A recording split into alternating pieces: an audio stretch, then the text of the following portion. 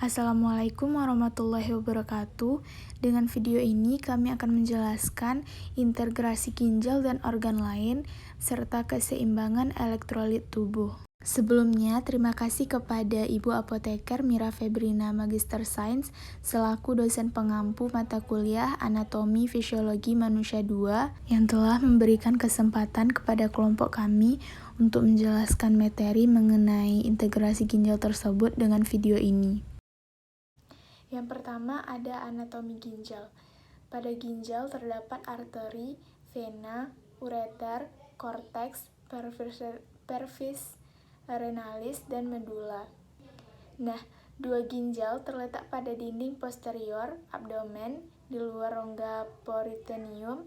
Setiap ginjal pada orang dewasa beratnya sekitar 150 gram dan kira-kira seukuran kepalan tangan.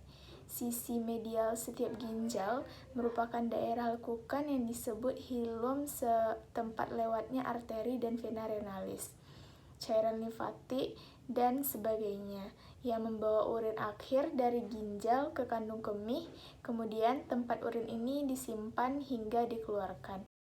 Ginjal ini dilingkupi oleh kapsul fibrosa yang keras untuk melindungi struktur dalamnya yang rapuh. Jika ginjal dibagi menjadi dua, yaitu dari atas dan bawah, dua daerah utama yang dapat digambarkan, yaitu ada korteks di bagian luar dan medula di bagian dalam. Medula ginjal ini terbagi menjadi beberapa massa jaringan yang berbentuk kerucut yang disebut dengan piramida ginjal. Baik, selanjutnya saya akan menjelaskan mengenai fisiologi ginjal. Ginjal menjalankan fungsi yang vital sebagai pengatur volume dan komposisi kimia dalam darah dan lingkungan dalam tubuh dengan mengekskresikan zat terlarut dan air secara selektif. Fungsi vital ginjal dicapai dengan filtrasi plasma darah melalui glomerulus dengan reabsorpsi sejumlah zat terlarut dan air dalam jumlah yang sesuai di samping tubulus ginjal. Kelebihan zat terlarut dan air diekskresikan keluar tubuh dan dalam urin melalui sistem pengumpulan urin. Baik, selanjutnya saya, Marta Dila Putri, akan menjelaskan materi yang ketiga, yaitu tentang integrasi ginjal dengan jantung. Jantung memompa darah segar beroksigen ke seluruh bagian tubuh untuk memastikan setiap sel, organ, dan sistem di dalam tubuh dapat tetap berfungsi dengan baik. Ginjal bekerja mengontrol tekanan darah, memproduksi hormon pembentuk sel darah merah atau eritropoietin, dan membersihkan darah, serta mengeluarkan produk limbah dan kelebihan air dalam tubuh. Hubungan antara hipertensi dan ginjal ialah hipertensi menyebabkan kerusakan pada arteri, yang merupakan salah satu komponen penting pada ginjal. Dan yang kedua yaitu kerusakan pada arteri nefron mengakibatkan darah tidak tersaring dengan baik. Dan yang ketiga, kerusakan pada ginjal mengakibatkan terganggunya pengaturan tekanan darah. Ginjal bekerja membersihkan darah, mengekskresikan zat tersisa dan cairan berlebih dari dalam tubuh. Jika seseorang menderita gagal ginjal kronis di mana pengeluaran cairan tubuh terganggu, maka volume urin yang keluar akan sedikit, sehingga terjadi penimbunan cairan dalam tubuh. Jantung bekerja memompa darah yang kaya akan oksigen ke seluruh bagian tubuh termasuk ginjal. Jika seseorang telah menderita gagal jantung, di mana kemampuan otot jantung menurun sehingga jumlah darah yang dipompakan tidak mencukupi untuk keperluan tubuh. Selanjutnya yang keempat ada integrasi ginjal dengan hati. Ginjal dan hati sama-sama berfungsi dalam pengolahan darah. Hati bekerja untuk merombak darah dan hasil dari perombakan darah tersebut berupa empedu yang akan disalurkan menuju ginjal dan selanjutnya akan dibuang bersama dengan urin.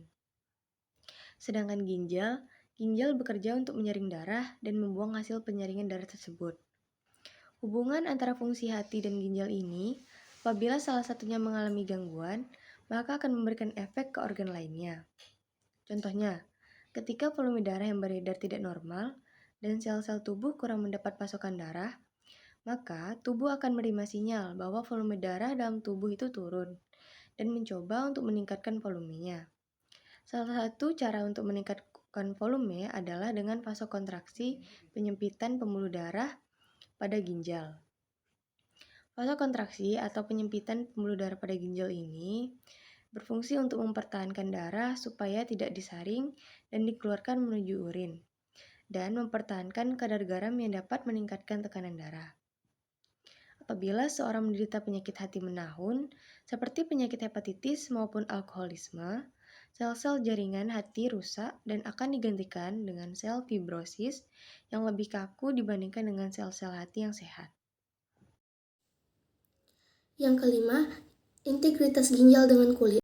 Pada saat cuaca panas, pembuluh darah di sekitar kulit akan mengambang yang menyebabkan pori-pori kulit ikut mengambang, menyebabkan keringat keluar melalui pori-pori. Dengan begitu, ginjal yang tugasnya mengeluarkan urin digantikan oleh kulit yang mengeluarkan keringat. Tentu saja komposisi keringat dan urin ini berbeda. Pada saat cuaca dingin, pembuluh darah akan menyusut sehingga keringat yang seharusnya dikeluarkan oleh kulit digantikan oleh pengeluaran urin oleh ginjal. Hal ini menyebabkan kita selalu ingin buang air kecil pada saat cuaca dingin. Selanjutnya yang keenam yaitu integrasi ginjal dengan tulang. Gangguan mineral dan tulang pada penyakit ginjal kronis atau disebut juga dengan chronic kidney disease mineral and bone disorder terjadi ketika ginjal gagal untuk mempertahankan tingkat kalsium dan fosfor yang tepat dalam darah, menyebabkan kadar hormon tulang yang abnormal. Kondisi ini memperlambat pertumbuhan tulang dan menyebabkan cacat. Salah satu kelainan tersebut terjadi ketika kaki menekuk ke arah satu sama lain atau berlawanan satu sama lain. Deformitas ini disebut juga dengan rakitis ginjal. Pada tingkat absorpsi tidak normal, lambat laun terjadi pengkeroposan tulang. 98% kalsium tubuh disimpan di dalam tulang. Gejala yang dialami penderita ini yaitu lemah saat berjalan, nyeri pinggang, dan sering nyeri pada sendi tulang. 7. Keseimbangan ginjal elektrolit tubuh. Elektrolit adalah zat kimia yang menghasilkan partikel-partikel bermuatan listrik yang disebut ion jika berada dalam larutan. Keseimbangan cairan dan elektrolit berarti adanya distribusi yang normal dari tubuh total dan elektrolit ke dalam seluruh bagian tubuh. Cairan tubuh 60% dibagi dengan dua kelompok besar. Yang pertama, cairan intraseluler 40% dan cairan ekstraseluler 20%. Metode perpindahan cairan dan elektrolit tubuh. Difusi sederhana, yaitu perpindahan partikel-partikel dalam segala arah melalui larutan atau gas. Osmosis, proses difusi dari air yang disebabkan oleh perbedaan konsentrasi. Difusi air terjadi pada daerah dengan konsentrasi zat yang larut yang rendah ke daerah dengan konsentrasi terlarut yang tinggi. Transportasi aktif, yaitu transportasi aktif berbeda dengan transportasi pasif karena memerlukan energi dalam bentuk adenosin trifosfat atau ATP. Salah satu contohnya adalah transportasi pompa kalium dan natrium. Pengaturan keseimbangan cairan perlu memperhatikan dua parameter penting, yaitu volume cairan ekstrasel dan osmolaritas cairan ekstrasel. Ginjal mengontrol volume cairan ekstrasel dengan mempertahankan keseimbangan garam dan mengontrol osmolaritas cairan ekstrasel dengan mempertahankan keseimbangan cairan. Ginjal mempertahankan keseimbangan ini dengan mengatur keluaran garam dan air dalam urin sesuai kebutuhan untuk mengkompensasi asupan dan kehilangan abnormal dalam air dan garam tersebut. Faktor yang mempengaruhi cairan keseimbangan elektrolit yaitu umur, diet, kondisi sakit, iklim, dan stres. Adapun mekanisme ginjal dalam pengaturan volume cairan ekstrasel yaitu pengeluaran air dari tubuh diatur oleh ginjal dan otak. Hipotalamus mengatur konsentrasi garam di dalam darah dengan merangsang kelenjar pituitari, mengeluarkan hormon ADH. ADH dikeluarkan bila volume darah atau tekanan darah terlalu rendah.